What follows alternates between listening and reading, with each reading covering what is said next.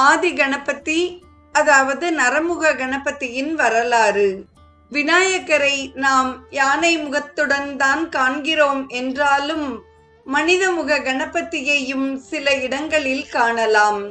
சிதம்பரம் தெற்கு வீதியில் நரமுக கணபதி, திலதர்ப்பணபுரியாகிய செதலப்பதியில் சிவாலயம் அருகே நரமுக கணபதி, திருச்சிராப்பள்ளியில் மலைக்கோட்டை கோவிலில் நரமுக கணபதியும் உண்டு. உச்சி பிள்ளையார் விபீடனர் இட்ட குட்டோடு ஆனை முகத்துடன் அமர்ந்தாலும் அந்த சிவனை ஞானசம்பந்தர் வினோதமாக ஆனை என்ற பதம் வருமாறு இவ்வாறு பாடுகிறார்.